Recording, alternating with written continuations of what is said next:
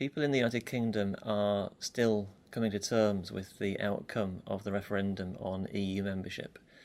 It's very early and it's difficult to know precisely when and how the Brexit process will actually work and how it will unfold.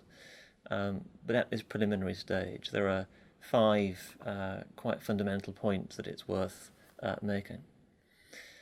The first, and in some ways the most immediately important, is that the UK is still a member of the European Union.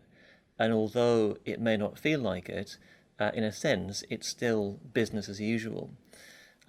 European Union law still applies in the UK. European Union citizens still have the right to live and work in Britain. British citizens still have the right to live and work in the European Union. And the 1972 European Communities Act, which gives effect in British law to EU law, is still in force. So all of those arrangements will continue until, secondly, that the UK actually extracts itself from its obligations under the EU treaties. There are different ways in which that might happen, but the obvious way for it to happen is for Britain to use the particular part of the treaty, Article 50, which is designed for precisely this set of circumstances. So the way in which Article 50 works is that a member state that has decided it wants to leave the EU gives notice to the European Council, and at that point a 2-year period starts to run. The idea is that that 2-year period gives the departing member state and the EU and the remaining member states a time to negotiate the terms of the departure. If they reach agreement before the end of the 2 years, then the exit can happen early. If they haven't reached agreement by the end of the 2 years, then unless they agree to extend negotiations, at that point the treaties simply stop applying to the departing state. And so at that point, if there wasn't an agreement, there would be a sort of hard Brexit where the UK would simply be out of the EU, and in that sense that would be the end of the matter. That leads on to a third question, which is when and how will this process be kicked off? And here the position is difficult to predict because there's no legal requirement under European Union law for Britain to trigger the Article 50 process. Simply because we've had a referendum with a particular outcome, that doesn't in itself start off that 2-year negotiation period. Equally, there's nothing in British law that requires the government to begin negotiations or press the button to trigger the Article 50 process. And that's because the legislation that allowed the referendum to happen doesn't say anything about the consequences of the referendum. And in that sense, it's purely advisory. So there's no legal requirement either under European law or under British law for the UK to start off this negotiation period.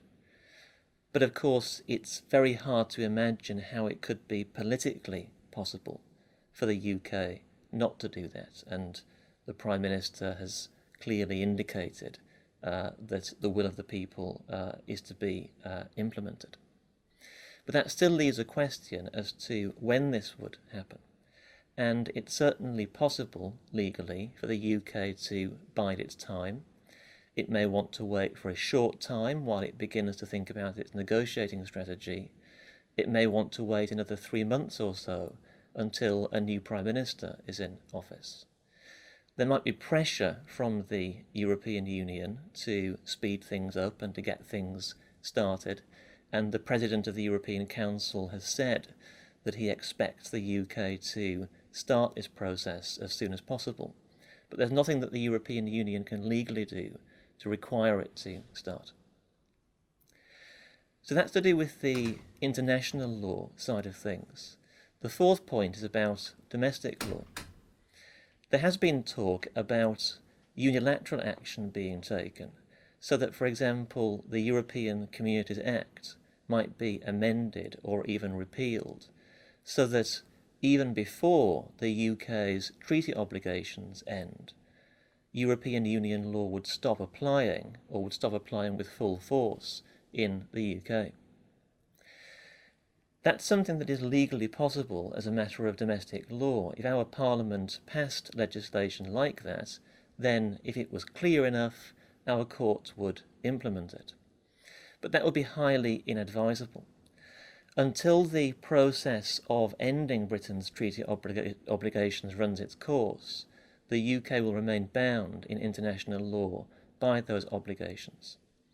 Trying to sort the problems out unilaterally on a domestic level would place UK and EU law on a collision course while Britain was still a member. And that would be in nobody's interests. For one thing, it would cause serious reputational damage because Britain would be repudiating international obligations that were still binding on it. It would also overlook the need for a measured and orderly withdrawal at a time of immense instability. But that said, the European Communities Act will need to be repealed once the treaty obligations have ceased to bite. And alongside that, there will be the larger, almost infinitely large task of disentangling 40 years' worth of European law from British law. That will be a Herculean effort that will take years rather than months. The fifth and final point I want to mention is not to do with the European Union, but with the union that the four constituent nations of the UK sit in together. The First Minister of Scotland has said that the referendum outcome makes clear that the people of Scotland see their future as part of the European Union. If that's so, then the implication must be that they don't see their future as part of the UK. And the likelihood of a second Scottish independence referendum is now very much greater. It's highly likely, the First Minister has said. And there's no room for compromise here, because however flexible the British Constitution might be, it isn't so flexible that it can accommodate bits of the UK staying in the EU and bits of the UK coming out. Only states can be members of the EU, and the UK's constituent nations can only acquire statehood if they first leave the UK itself. Like I said at the beginning, these are very early days. Events are moving very quickly and inevitably quite unpredictably. But even allowing for that, it's no exaggeration to say that the vote to leave the EU represents a tangible existential threat to the UK as a state. And for that reason, along with many others, it's hard to overstate the constitutional significance of the decision that the British electorate has taken. Dear world, yours